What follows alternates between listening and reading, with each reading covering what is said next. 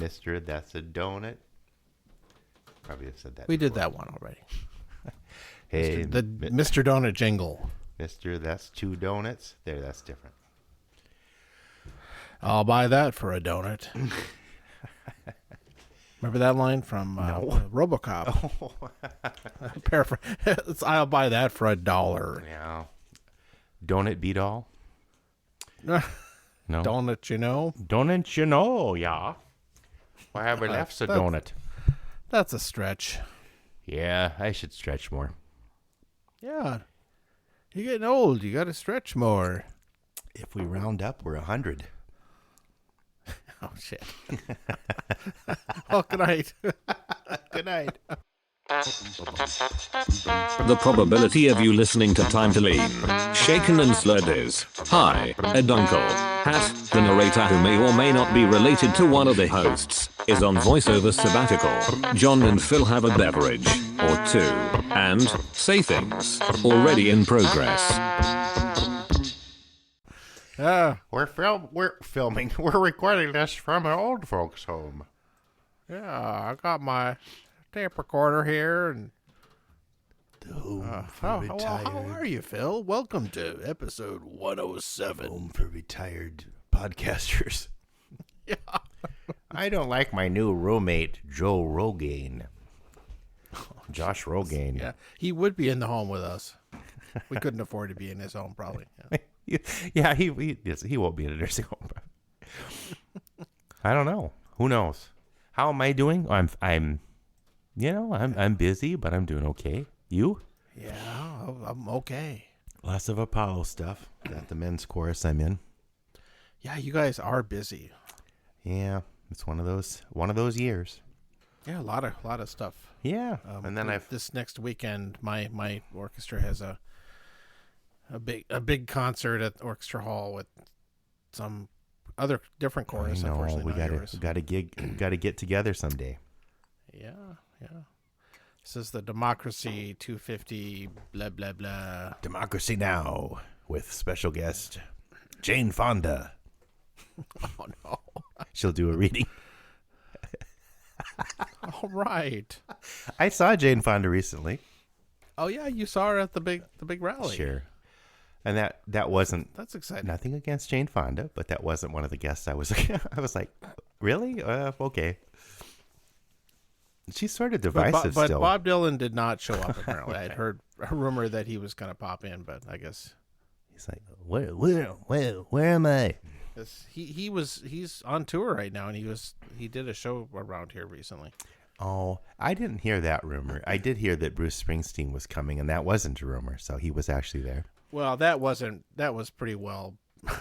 This was that wasn't just a rumor, yeah. Right? This was the No Kings 3 rally. God save the king. This is going to be an all politics episode. No, just kidding. Click. No, it won't be. It won't be. But yeah, it was good. I mean, I have to say the sound quality is excellent at these things. And I don't know if you know this, but evidently other rallies and political groups and stuff like that have been contacting whoever does the sound for our No Kings rallies, and they're how are you doing that? Because we have really good sound men here in Minnesota. I think especially when you get any celebrities or other people showing up, they want to make it sound good. Yeah, and also they had the big monitors, and which was good because we were pretty far back. There was I was lot of kind of people. joking to somebody. It's going to become like the state fair or something where Well, man, they'll probably have food trucks and. well, there was a hot dog stand. Well, yeah, I mean, wouldn't that be a great way to make some money? I mean, mini donuts. Holy shit! Cheese curds. No Kings attendees like that shit too. No Kings cheese curds. Yeah, I mean, I feel like that's. I hope it doesn't become such an institution that we have to keep doing these things. I mean, but on my way out from the thing, I mean, I was kind of moved and that. I mean, I don't know how many. It's good to live by the Capitol these days because there's so many things been going on here, but I was, talking to Jody, my wife, on the way to the parking lot, and it was a parking ramp thing, and I just had this feeling like I'm not. This isn't a complaining thing, but I just don't want to have to do this anymore. I want this to be over with. Oh yeah, no shit. It's not like it gets exhausting. I got to go to a rally again. But I mean, I just don't want to. No, I don't want to have to do this anymore. It can be inspiring, but what gets you there is not exactly not good. I just don't want. Things have to be pretty bad for that many people to go out on the streets. Over 200,000 people here, 8 million nationwide. So, hey, we're breaking records. Yep, that's right. Yeah, Bruce was good. Good old Bruce. Governor Walz. Not Bruce Knowles. Yeah. Well, good old Bruce Knowles, too. But he's good, too, and they should have had him. No, he could have introduced. He goes to the Rapid City ones, though, I think. Good. Yeah, and to be honest, these things are. I was going to say Tim Walz introduced Bruce Springsteen. He's always been a Bruce Springsteen fan way before he was. I think he mentioned Bruce Springsteen at least a few times when he was running for vice president. But this was really well organized. They had different spots that people would start at and then march to the Capitol, which was really smart. Oh, I was going to say this one. I remember.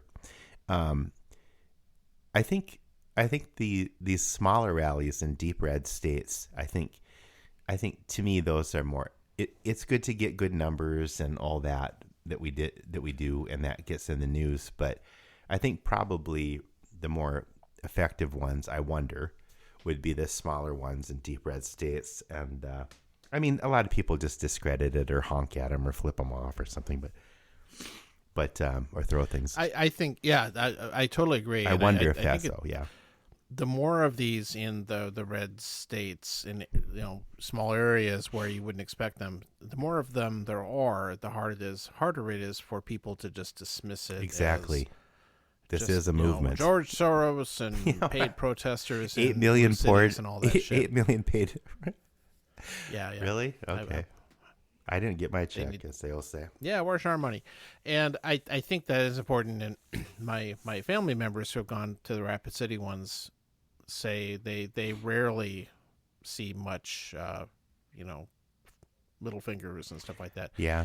I think it happens everywhere. Of course, there's always going to be some people, certainly here in the Twin Cities, but some people trying to stir shit up.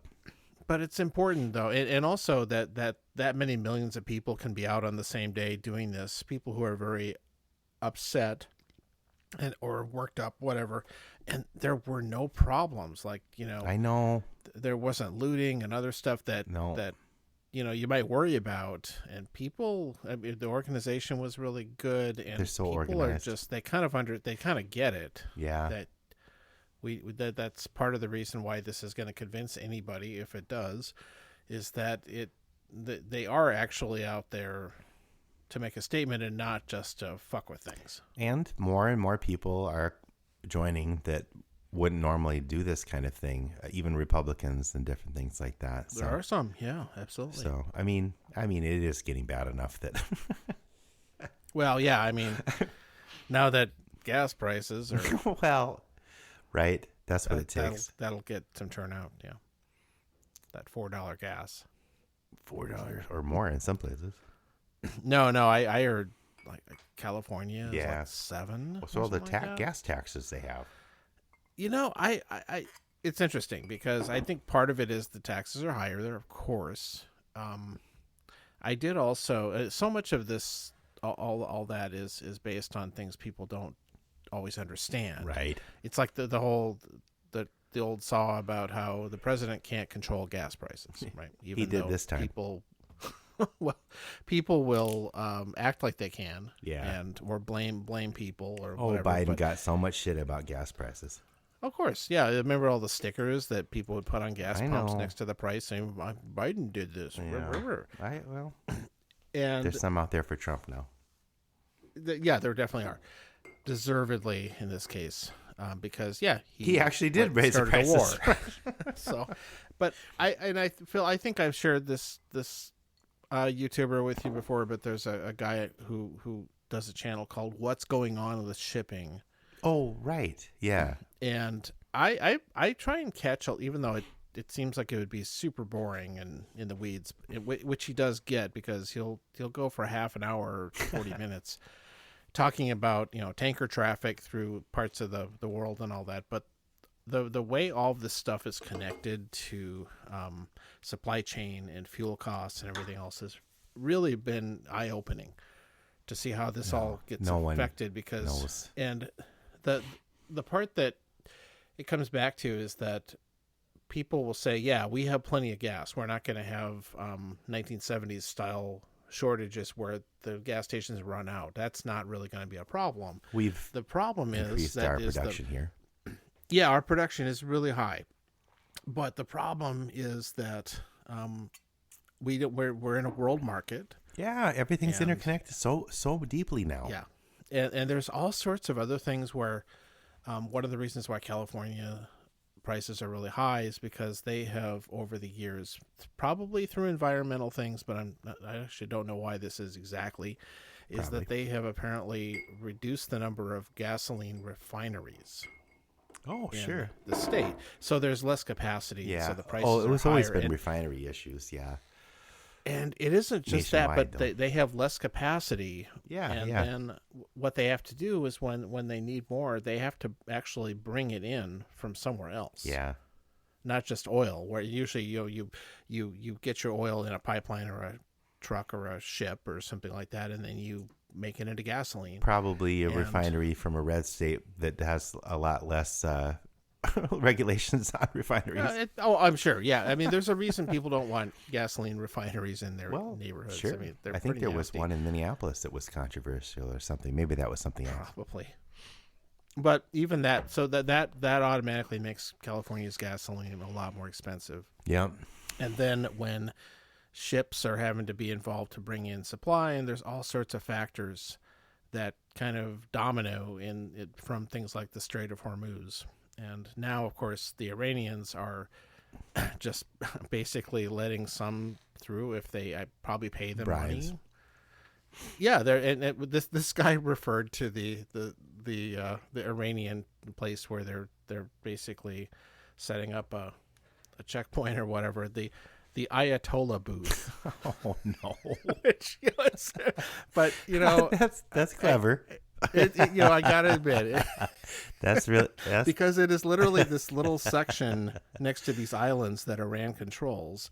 That if you want to get safe passage through, you stop there first and probably pay them, or I don't know what you do, but that's what you do, and that's the little. It's like a toll booth. Just drop enough bombs to make the strait wider. The strait is actually pretty wide, but it doesn't. It's still, and it's not very straight. It's still crooked, a big curve, and the problem is they get all it doesn't take many, big drones or other things like that to really make things dangerous for all these oil tankers. And then the other thing, which I've talked about before, maybe, is that the other issue is that when the war started, a lot of these commercial shipping outfits could not get insurance any longer on their ships. Yeah. And that's part of that's liability. So it isn't just the value of the cargo and the ship, but it's also liability if, say, your oil tanker has a big spill and you have to clean it up. Yeah. All that stuff is backed by complicated insurance, like anything else. And the interconnectedness of everything. I mean, most people maybe realize now about like fertilizer, and so there's so many things. Yeah. Yeah. Anyway, so food supply will be an issue. And we haven't even talked about what we were drinking yet. No, that's coming up right away. Oh my goodness. Anyway, highly recommend. I'll put it in the notes. It's called "What's Going On with Shipping." Highly recommend it if you're curious about that. He covers the problem in the Persian Gulf really, really well. It's not he is very apolitical. I mean, he'll criticize the administration, things like that, but he really knows what he's doing as far as how maritime traffic works, and has a lot of interest. I found it interesting, at least. Some of you, and maybe somebody else will too. So, well, we just jumped right into everything, folks. We didn't. We're sort of off format a little bit. Yeah. Okay. What do you? We drinking? haven't talked for a while, so we're just gonna talk and talk. Yeah. This will be a 5-hour episode. No, I keep saying things that will make people turn it off. Oh, I'm just drinking just Bullet Rye, or no, just regular Bullet, and I have it's a very light Manhattan. It's more heavy on the booze, but less vermouth. So you poured a glass of bourbon and looked at the bottle of vermouth. That's the Winston Churchill version of a Manhattan instead of a martini. The martini. Yeah. Yeah. Well, so I put some in. My vermouth isn't very good. You and I talked about last time we saw each other. It's like I just can't have the regular vermouth anymore, because if you're making a Manhattan, it's like a third of the drink stuff. Or something. You have to have good vermouth. I've really got to the point where I can't stand like the Martini Rossi or whatever. That's what I have. It's kind of medicinal or It's something. the most common, cheapest. Comes in a plastic bottle. I'll just have to go somewhere else when I need vermouth.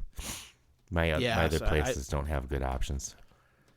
Recommend at least getting Dolan or one of those. Yeah, that's what I had last time. Okay. And then I went to this, and I'm like, oh. And then, of course, the bottle is bigger than I wish it was. Well, that's the thing we've talked about before, that I like the half-size bottles because this stuff doesn't keep forever. I'll just have to go on a vermouth binge tonight and get rid of this damn thing. Woohoo!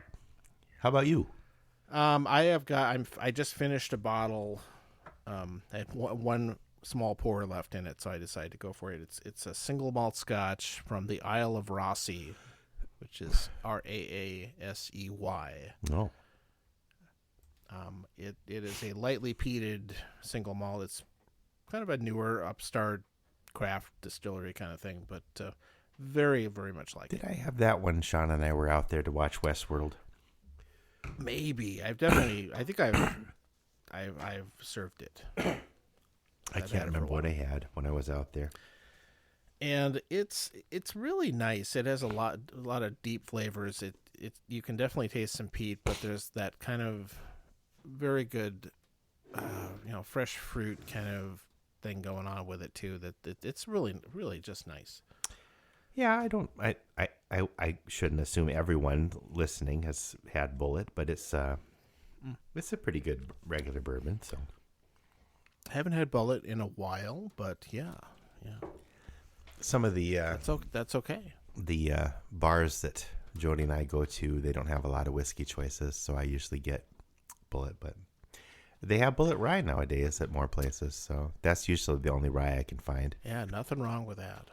But it's okay.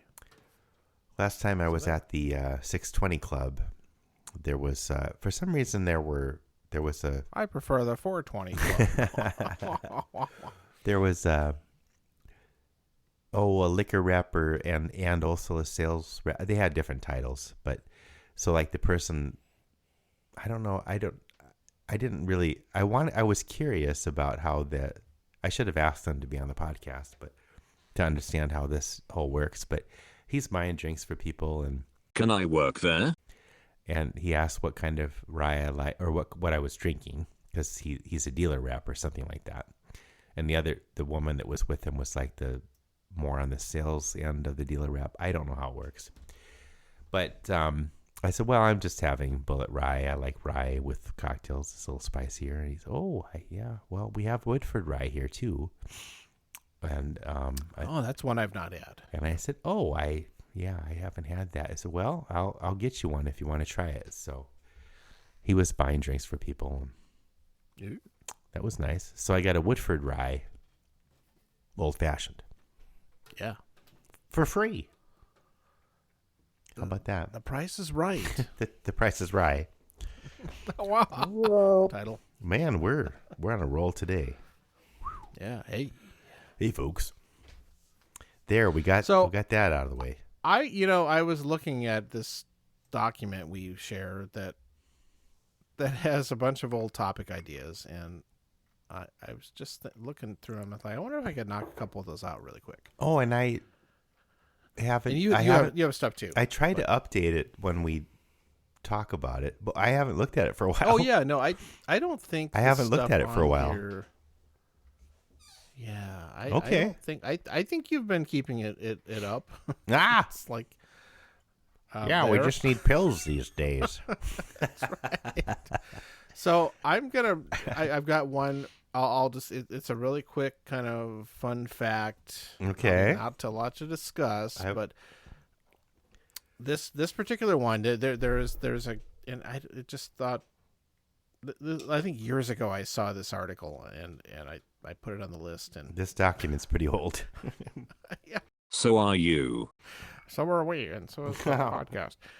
So this one is about the late great Alan Hale and his son. They were actors. Okay. Do you know who I'm talking about? No. So, well, you know who Alan Hale Jr. was because he played the skipper on Gilligan's Island. Okay. All right. Right. You can picture him. Okay. But I Did don't. you know that he is the son of a classic Hollywood studio actor? if character I actor. did, I forgot. Okay, so he, Alan Hale Sr. Yeah. was in a ton of movies as mostly sidekicks. He was in the very famous Errol Flynn Robin Hood movie, for example. He played Friar Tuck. He was a larger guy too. Yeah, he Like his they, son? They kind of looked similar. Okay. And he played the same kind of, kind of jokey sidekick characters. He was in a lot of movies in the 1930s and 40s. He pops up all the time. But As Alan as Hale a minor Jr. was character. not the sidekick. Gilligan was his sidekick. Well, yeah. They're both- Alan Hale Jr. was I don't he I think he did some other stuff, but mostly Gilligan's Island was his big thing. He was in a couple of pornos.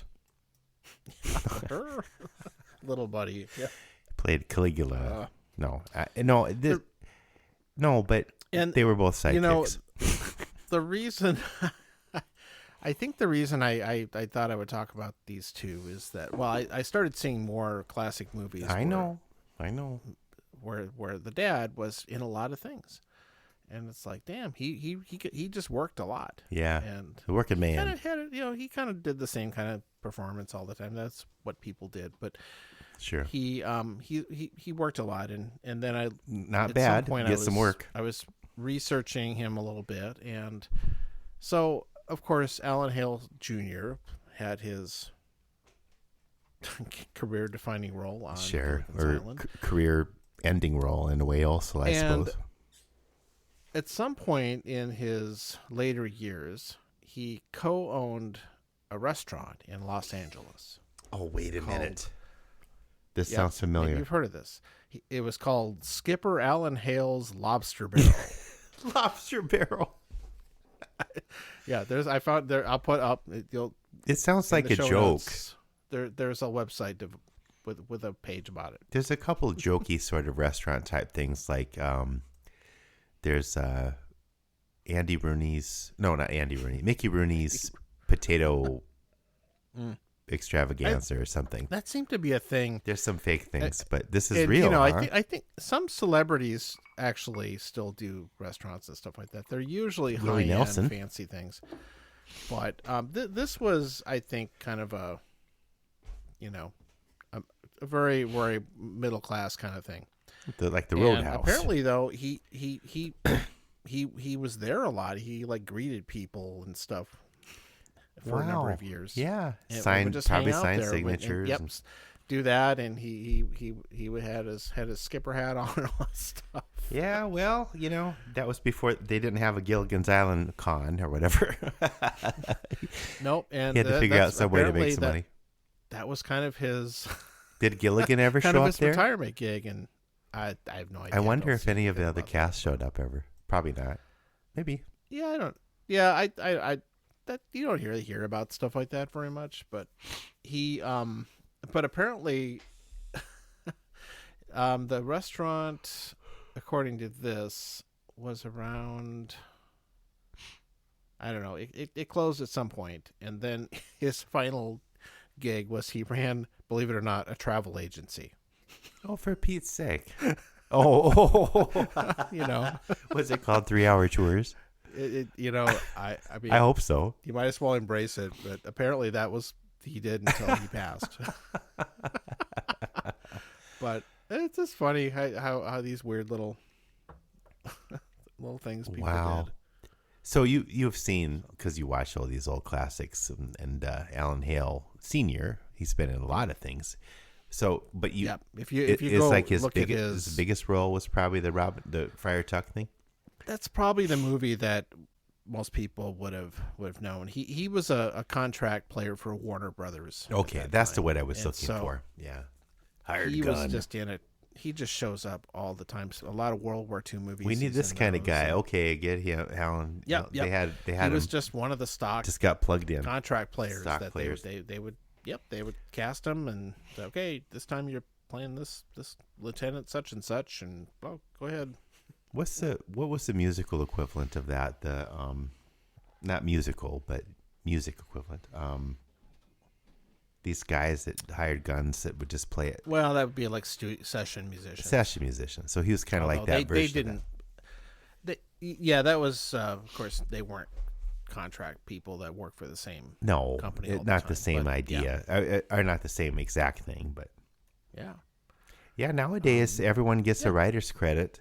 That's even remotely involved. I mean, if you can imagine, or a producer or executive producer credit. So like,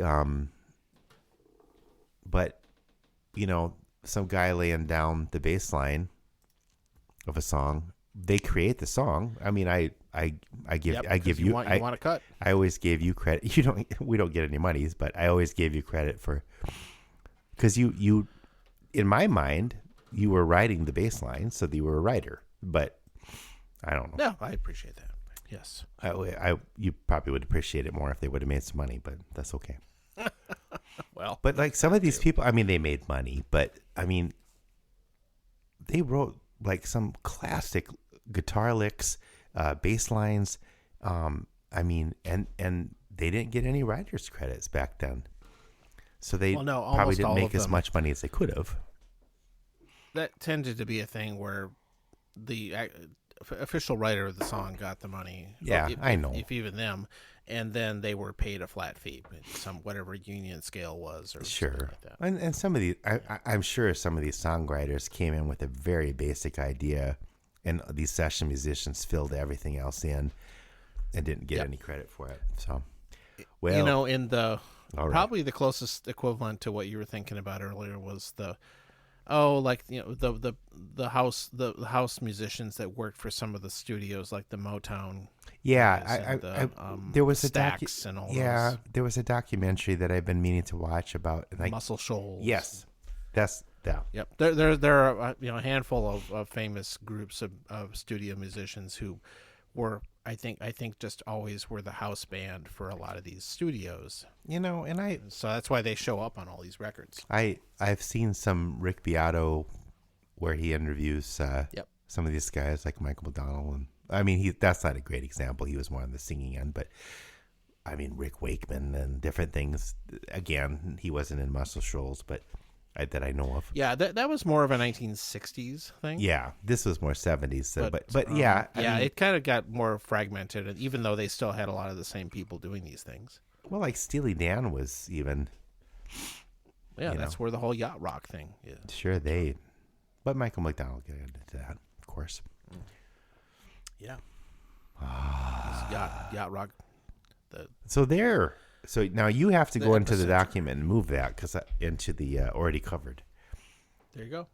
But what are some other? So. What you mentioned some other. The only other celebrity restaurant kind of thing I can think of right now is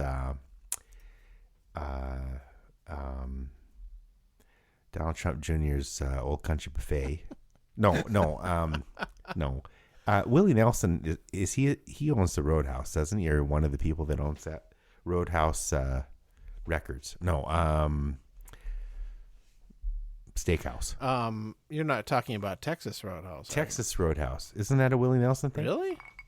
The last time I was at one, there was a big picture of him on the wall, but there's a bunch of famous people's pictures on that place's wall. So I associate that with Willie Nelson, so I'm guessing he's a part owner or something. But it doesn't say Willie Nelson's Texas Roadhouse. No. It's not clear if he is. I think he's involved. Wrong. Willie Nelson does not have any involvement with Texas Roadhouse. You wanker. But are there some other ones that you can think of? Let's see. I feel like that was a. I mean, celebrity chefs or whatever, they'll have their stuff in Vegas, but I don't know if anyone else can think of one. Yeah, that I'll get some follow up going for that maybe. Okay, fine. There you go. So there. Lots of celebrity endorsed liquors out there. Well, there's lots of them, of course. Yeah, man. Sturgill Simpson should have something. Did I send you the link to that Johnny Blue Skies? So I like people that have aliases because I've done that myself with some recording stuff. Noche Balls. But Sturgill Simpson has this Johnny Blue Skies that he records under, and wow, that's a good album. I mean, it's more than I think he's done. I think you sent me that. Wow, it's so much fun. And this might be old news to some people that listen because I think I came onto it.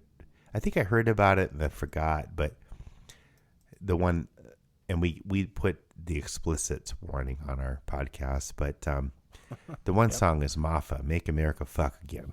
So that's, but it's more, it's not just that, it's like love too, but I don't know. It's kind of a really good album, kind of set in where these times we're in. This. I don't know. I suggest that for anybody that I think there's 2 Johnny Blue Skies albums, and Sturgill Simpson recorded like a science fiction one, and so some people kind of put that in a trilogy of Johnny Blue Sky because it's so different from anything Sturgill Simpson does normally. He's normally bluegrass or whatever, and he's really good just on it and that. But there's something about this Johnny Blue Sky album, and I don't know I can't remember what it was called, and I'm not going to look it up because nobody wants us to do that. No, go look it up yourself. Sad.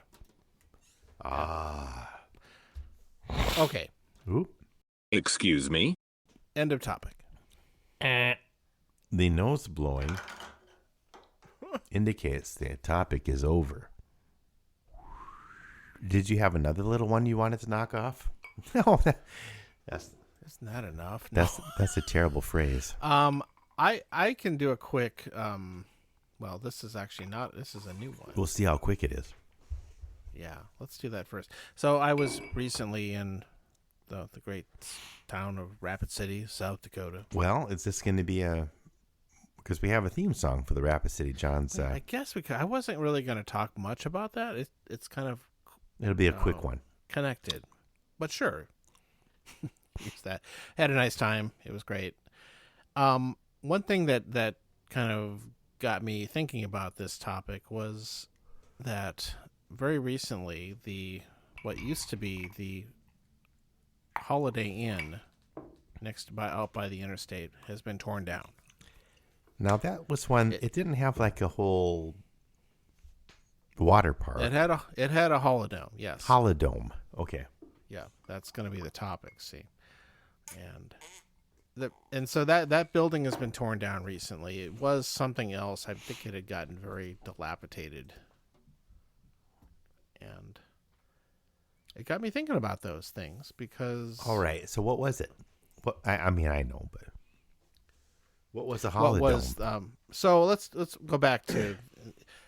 If you're of a 1970. certain age, you probably remember these things. So during Holiday Inn's heyday, which was in the 70s and maybe into the 80s, they kind of wanted to up their game and do more than just have a pool and all that stuff. And I think that this came from the original design of a lot of the old Holiday Inns that they built in the 60s, I think. Was that they would have this like inner courtyard. Yeah, with a dome. Well, and then they put a roof on it. Yeah. Yeah, but a lot of them were outdoors.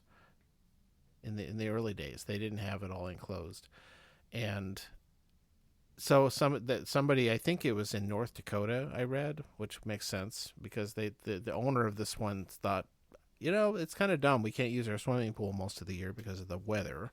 Yeah. And so why don't we cover it up and add a lot of other stuff? You've got all this space. And it's something I wanted to talk about because it brought back a lot of memories for me, doing family vacations and band trips, things like that, where we'd stay in these places. Okay. And because so it's what more it kids, was, more things for the kids to do. it was a lot of kid stuff, although they would have pool tables and a sauna and whirlpools and Yay. And there'd be some of them had like a small tiki bar out in there and stuff. Oh, right. I remember. I think that was a Ramada Inn once in Sioux Falls, but there was something like that. But the original, there were lots of variants on these things. But the Holodome, even though they weren't mostly domes at all, they were, to be pedantic, they had flat roofs. But never mind. But yeah, it was built around the main swimming pool, and then the thing that made it interesting was that it had lots of fake and probably real plants out there, and just this big open area, almost an atrium kind of a thing. And a lot of the inner facing rooms would have either windows or balconies overlooking this area. Right. Now it's interesting because cruise ships have kind of adopted this style of thing for their interiors. That came from that? Well, I don't think it was directly cut, but it reminds me of that because I wonder. They also have rooms on these really big monster cruise ships. They've got these big open atriums. Well, so the idea, with stuff in the middle, and then a lot of the cabins on the inside have balconies overlooking the inside. Yeah, of the ship. no, like I've been in hotels like that, so I think it's kind of like So you're looking into something that's a fake outside. Yeah, exactly. And the cruise ship ones are the really big ones. They're open to the elements, but of course, true. The original holodomes Weird. and their of course, were all enclosed. Yeah, but it takes me back to these. You would be on the road all day. And you just loved as a kid staying in one of these things because you could go swimming, you could play mini golf. There was usually a small arcade. You'd go play video games or pinball or whatever, and it was just really fun. Yeah. And of course, the grown-ups liked it because there was a bar and probably somewhere often these places had full restaurants. You could kind of keep an eye on the kids while you. It was relatively contained, so the kids wouldn't get into too much trouble. Even though those diving boards and all that stuff proved to be not very safe. But we didn't worry about that. No. There was some point where I think a kid broke their neck diving on one of these things, and then overnight, after some lawsuit, all of them disappeared. Yep. All the hotels took out those diving boards because diving boards used to be all over the place. Yeah. Random swimming pools, and maybe it wasn't such a good Not idea. a lot of thought put into it, maybe. In a 5 or 6 foot deep pool. If you dive right, like an Acapulco cliff diver, you can dive into 3 feet. Yes, then there's that. But that's something we used to just love, and it reminds me of we used to have these.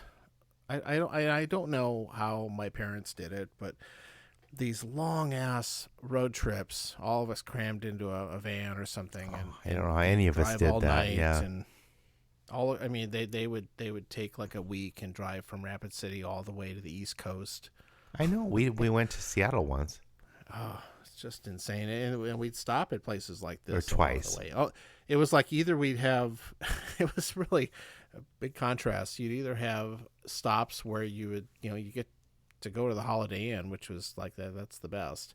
Or maybe you all have to sleep on some grandmother or aunt and uncle's floor. Oh, yeah.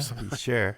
The basement. And so, but that's just where you stopped. And my dad famously liked to plan these trips out with the maps, and he was a big trip planner because he did it for his job, for his high school bands. And Sure. So he knew what to do. our Yeah, he totally had everything planned out and all that. But man, these Holiday Inns were the best. That's back when a Holiday Inn was kind of special, Yeah. and it really had that was just it was. I don't think the rooms were nicer than the other chains, but they just had cool More stuff. amenities. Yeah, I think they were, and they were out by the highways, so you could get a lot of the amenities without going into a traditional hotel in a downtown or something. Sure. And that was revolutionary at the time, because the guy who started that chain really figured out that we should make this what was new then. There weren't really hotel chains, and like, well, people want to have the same thing. Yeah. And so say, well, here's this. We're gonna have the McDonald's style thing, Right. where, You know what to expect. yep, and you can say, yep, I know if I book a room at the Holiday Inn, it'll be okay, and there'll be something for my kids to do. Exactly. And he also, I think, kind of pioneered the custom of having ice machines. Oh, at really? hotels. Okay. I think that was not a thing until he started doing that. Because after, the parents got done with the bar, they'd go to their room and need something on ice. I mean, my dad always traveled with a bottle of scotch, and Sure. I think that was the do that. But And then wake up in Yeah, the so morning and hit the road. Come on, kids. there's I'll put this in the notes, but there's a good article about these things, kind of the history of them, and some good pictures and what they look like if you've never been to one. And it's something else. Well, okay. So I'll just piggyback on this a little bit because as a kid, I remember not even when we were traveling, but sometimes even locally, you'd go, my parents would want a little getaway or something. So we'd go to a place where something maybe like that. This was before the whole indoor water parks and all that, but even in Rapid City, and they have the adjoining rooms or whatever. So they'd have a room and we'd have Adjoining rooms, yeah. my brothers and I'd be in the next room next door. I remember in one particular, I don't remember what the name of the hotel was, but it was just kind of a way to get out of the house. And, and of course, adults need to do whatever they need to do. But without the kids around. No, so much. that was a probably relatively inexpensive way Yeah. to do a micro vacation. Well, so it was like we couldn't, for whatever reason that year, we couldn't afford a road trip, so we did this instead. But so the one I remember in particular, my brothers and I'm the oldest, and I have two younger brothers, Blake and Brett. I can't remember how old we were, but it was kind of like we were in our own. Yeah, that the parents are next door, but you don't want to bother them, and you're not even entirely sure why. But I mean, you kind of have I was old enough to kind of understand, but my brothers were like, whatever, we're just in a room. I don't know. I could ask them, but so this particular one, we were. They were using the magic fingers box, right? I don't think this was that. This was post Magic Fingers, but so Title. and then there was cable, right? Or there was different channels we didn't have or whatever. And sometimes they'd have HBO. So I think that was the deal, and so we, for whatever reason, I don't know how this came about, but we decided to watch Aliens, and. I don't know how I wasn't that old, and my younger brothers were younger, of course, because they're my younger brothers. But we were watching Aliens, and I'm like, I don't know if this is a good idea to watch with my little brothers, because I was getting freaked out. That was yikes. But we made it through somehow. We didn't end up bothering the parents, but Phil, in the I texted you a picture of from the inside of the Rapid City one. I wonder if I've been to that one. I'm looking now. Yeah, I mean. Oh yeah, you've sent me that. Yeah. I don't think it had looked like that in a long time, but. No, but it reminds me. I remember some of that stuff because a lot of them looked like that.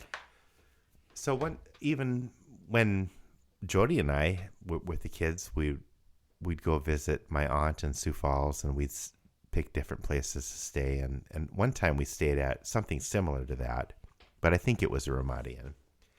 But yeah, I think there were knockoffs of it too. they had a bar by the poolside, and we could just sit there, and the kids part would of be the in the thing water now park area.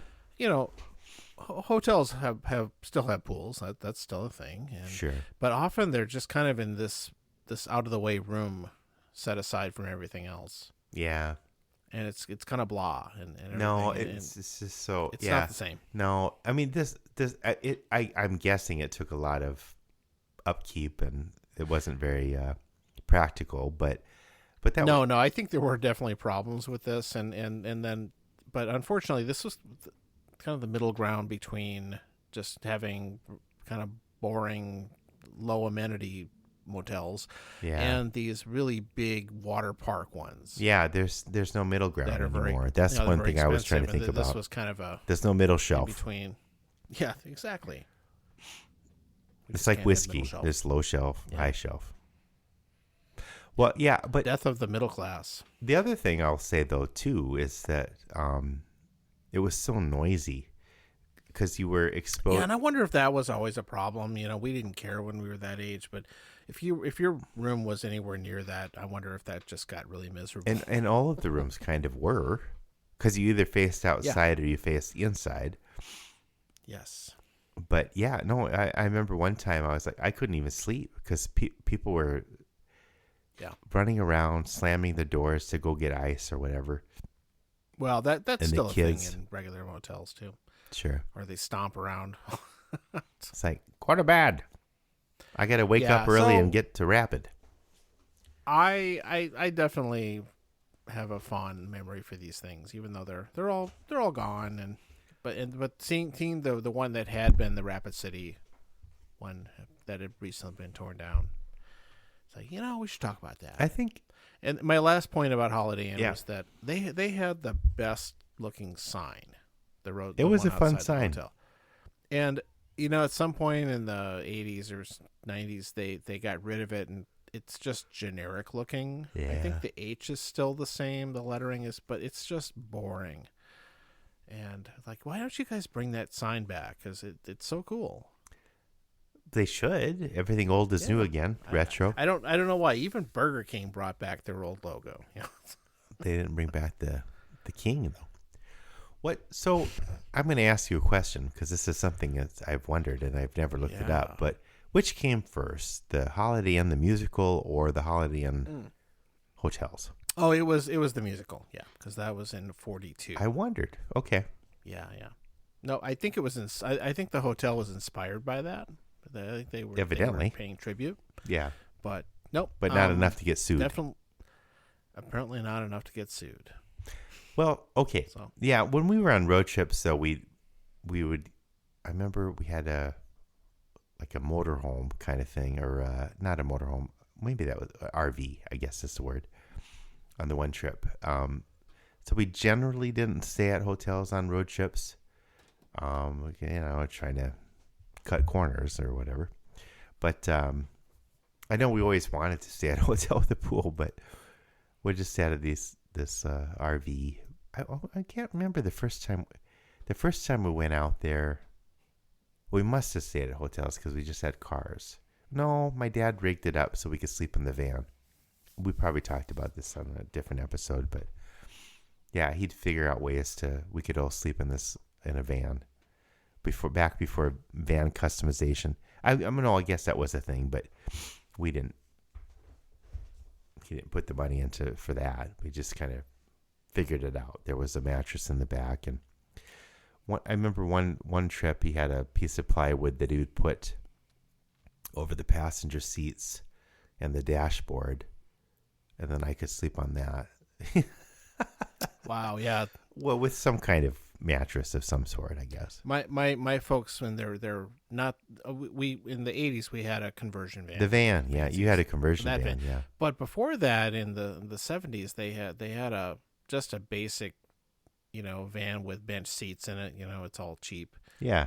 And that one, the back half of it, my dad built a basically a platform bed Yeah. back there Yeah. that took the entire back, and then underneath you'd put all the suitcases. Okay, that's smart too. So yeah, both of our dads were converting vans to an extent. Yep, but then it would have the bench seat and the front seats and all this. So Yeah. it was still pretty Spartan. Sure. But we took a lot of trips in that thing. It was practical though. With the 1972 Ford van, which was such a piece of shit that my dad never bought another Ford in his life. Good times. Oh, to circle back to our celebrity thing, I ran across one on this same site actually called Kenny Rogers Roasters. Oh, Kenny Rogers, that's right. He has a thing. And he had a chicken restaurant that started in 1991, so a little bit later. Hopefully he knew when to fold them.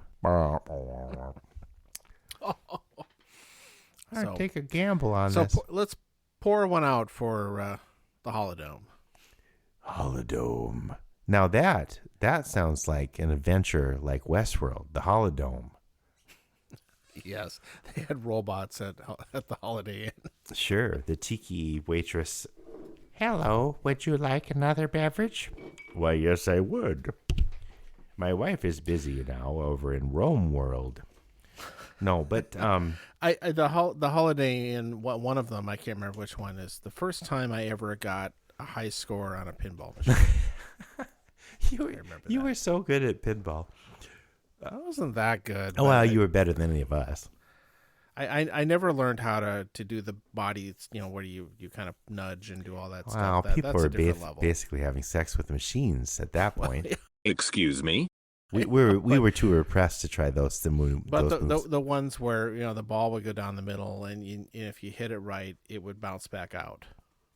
No, I've seen people all just that stuff. It's amazing. Massage these machines. It's so strange without tilting it.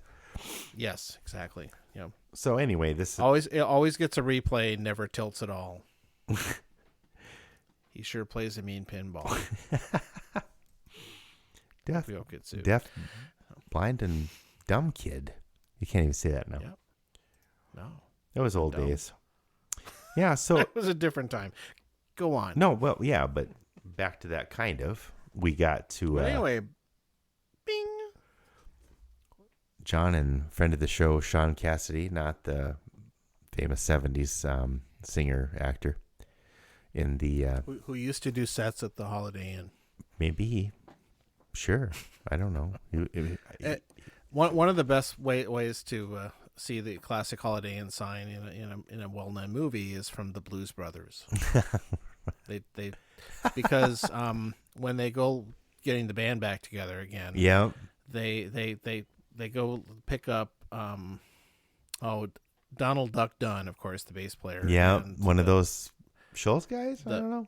No, he is a Stax. Famous, yeah, because he played with Booker T in the MGs. Yep, I knew that. And the piano player who, and the joke, of course, is they're playing at the Holiday Inn as Murph and the Magic Tones. Right.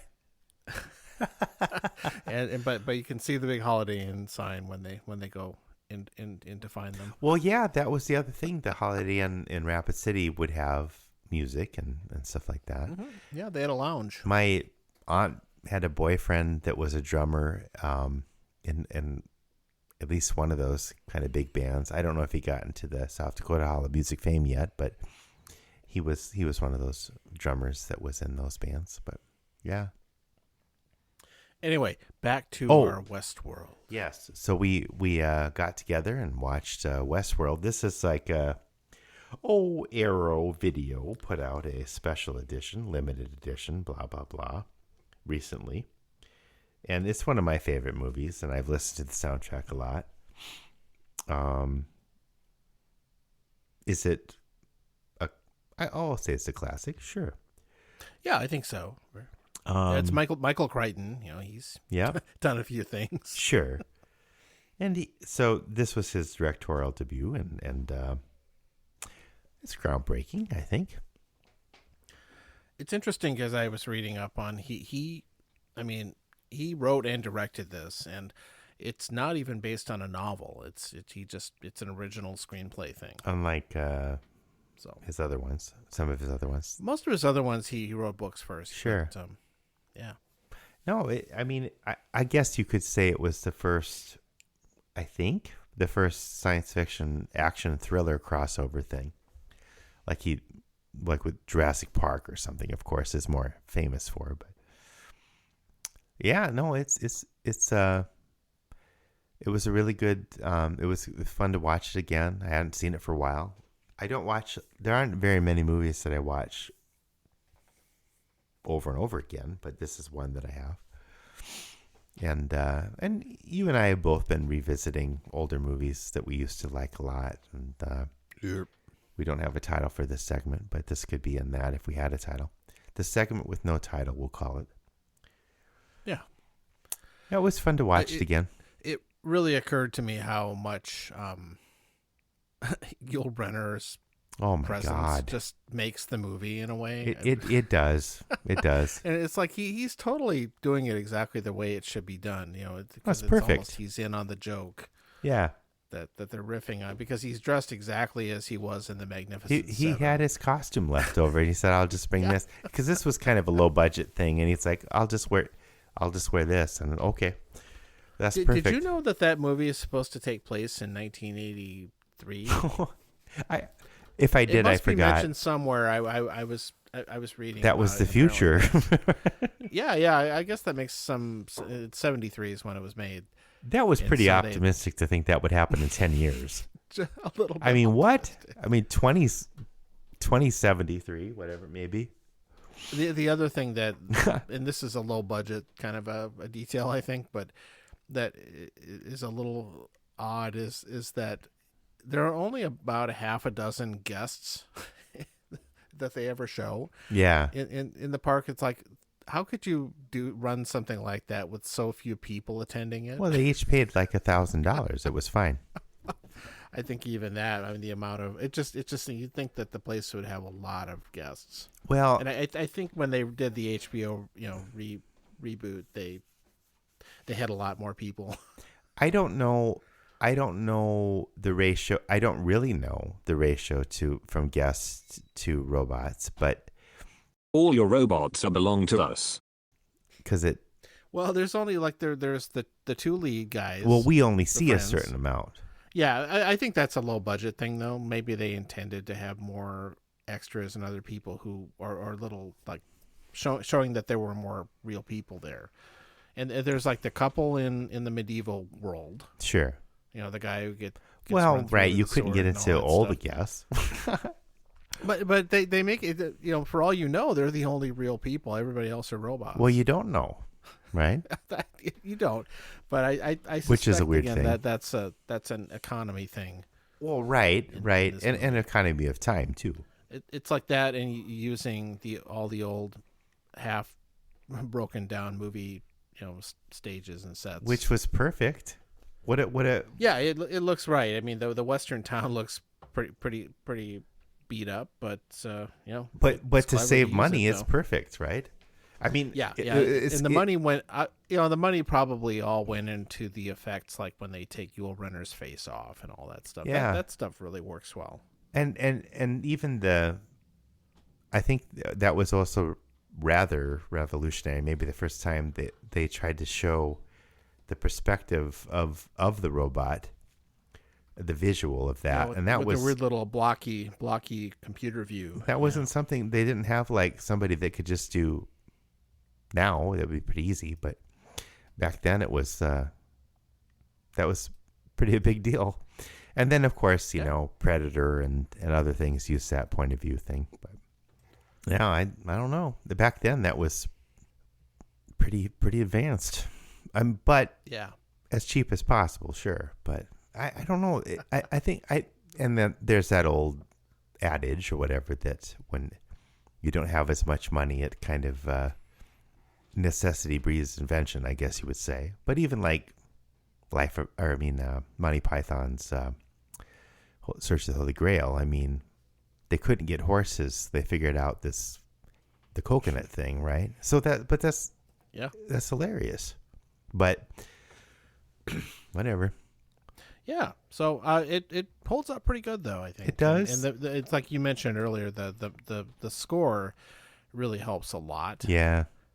And Fred that one Karlin. has such a good old Fred Karlin, and the thing that's fun about it is he really blends well the kind of Western And science fiction.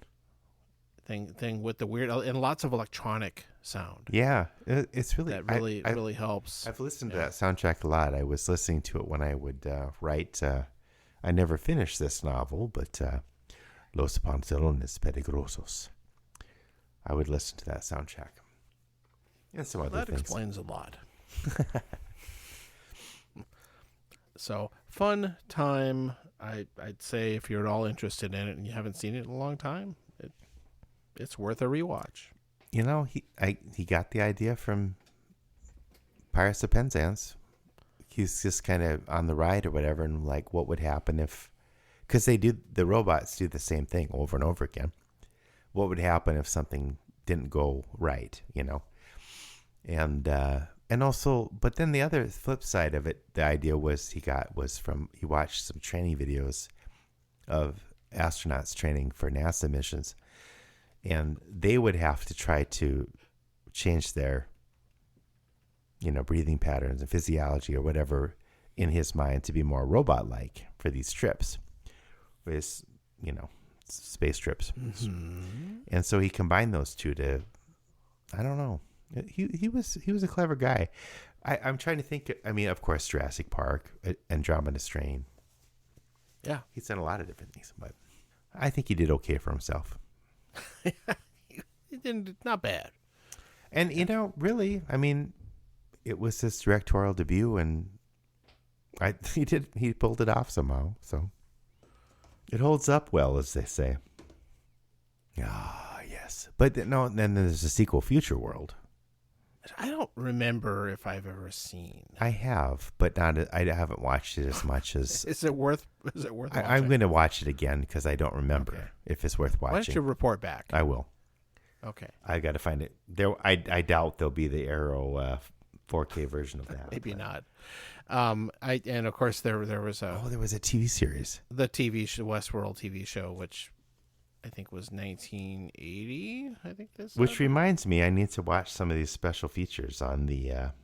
Yes, I sampled them a little bit. There's a lot of cool stuff. I forgot about that. I need Arrow I Video. need to, Arrow Video is kind of the Criterion version of Criterion Collection of cult videos or something. They do a lot of that. They do some classics too, but yeah, the ones that Criterion won't take up for some reason. Honestly, that's probably true. The mid-shelf Criterion Collection. But their content is very well done. No, this is excellent. Hey, if you're listening, Mr. Arrow Videos, this is really good. But that reminds me, I've only watched the movie. I haven't seen all the extras yet. I think we watched part of the pilot. We checked it out. And I was like, wow, this is slow. Yeah, I know. And also it was kind of on the premise of, it was after the events of Westworld, right? It was like right afterwards, and they were trying to figure out what happened or something? Yep. That's it. Okay. Because they don't really explain why any of this happened. Well, that's and the other why, thing. well, because like the robots, or their big computer, like, kills everybody. Like all the staff gets killed. Well, because they didn't design the doors to open, blah, blah, blah, whatever. But they make comments that the computer is having problems or is experiencing some kind of what you could even, they almost called it a virus. Well, I think they kind of invented the idea of a computer virus before that was a thing.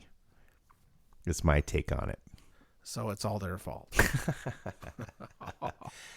It's the COVID of computers. But that's a kind of a visionary thing to think. Before there were computer viruses, he was kind of anticipating that. Yeah, or you could. I'm sure somebody is going to be thinking like, wait a minute, what about HAL 9000? Was that before? Oh, that was. Yeah, that's 1968. So okay, Arthur C. Clarke, you're right, and Stanley Kubrick. You're right. Had kind of got to that first, but they Well, this is also takes a little further. Same kind of idea. So yeah, computers running amok and destroying everything is not new to this movie. No, but right. I forgot that 2001 came out before this. But so yeah, so I'm sure this was inspired by that in some way.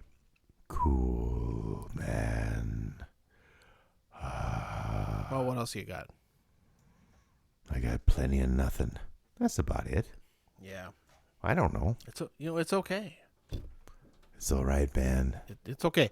I think I'm gonna. It's probably too much for the people listening already. It is. Oh my god. Yeah, I'm gonna try and get maybe a guest on for the next one. Oh, okay. I'm working on it. I could find don't somebody know off what the it's gonna be street. yet. Yeah, that's right. We haven't had Bruce on for a while. You ever been on a podcast? Yeah, I think we talked about Bruce. Our friend Paul S. Oh, we haven't had him for a long time, or Matt P. or anybody. Yeah, it's like we don't like them anymore or something. Well, Paul S., I mean, he's had quite an adventure, but maybe he can't talk about it. Yeah, I got it. I know he was away at doing some interesting Training. government work. So maybe he can't even talk about it. Yeah, it might be fun to talk to him about that. We'll if he can. we'll have to see I don't know. if he's interested. But Yeah. we I think it's time to get some new blood. Okay. Or some old new blood. I'm all for that. I have an idea for some people too, but they're not people we know necessarily. They're not on the street necessarily. But they're dead. No. So we'll see. All right. Stay tuned, folks. Yeah, Ooh, and exciting. happy Easter. Happy Good Friday. Yeah. Of course, Matt P says, don't reference by the time you get these out, it's already on the next holiday, which is true. Okay. Happy 4th of July. Was there an Easter segment in Holiday Inn, the musical? They sing Easter Parade. Easter Parade. Okay. Which was not written for that movie, but they it was such a big hit they shoehorned it in. They were on the hunt, the Easter egg hunt for good Easter movie songs or musical songs. Yeah, not a popular one. Oh. They didn't have a big show for Easter. They just had one thing where they're riding around in a carriage singing, and Bing Crosby sings Easter Parade. That's the only lyrics. Well, Easter Parade, it's a parade in Easter. I could write a sonnet about your Easter bonnet. Oh, I like that. All right. Good old Irving Brilliant. It rhymes. That's what I tell people. Sometimes I come up with these things and songs, and it rhymes. If it's good enough for Irving, well, sure. Irving, it's okay. Irving. All right, man. Good night. End recording. Mr. Hat will be back next time.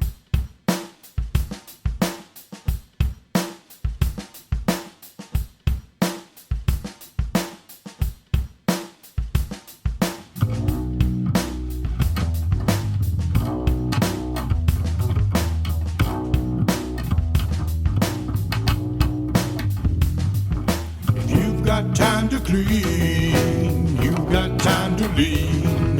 If you've got time to lean, then you know what I mean.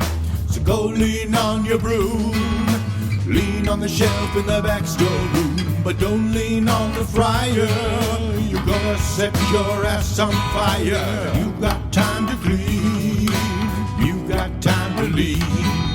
If you've got time to lean, then you know what I mean. Lean on a mop, lean on your muffin top, lean on the counter. You can lean on me, brother, anytime.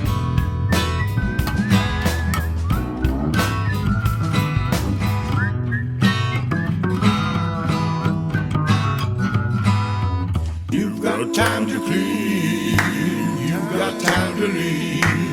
If you've got time to lean, then you know what I mean. If you've got time to clean,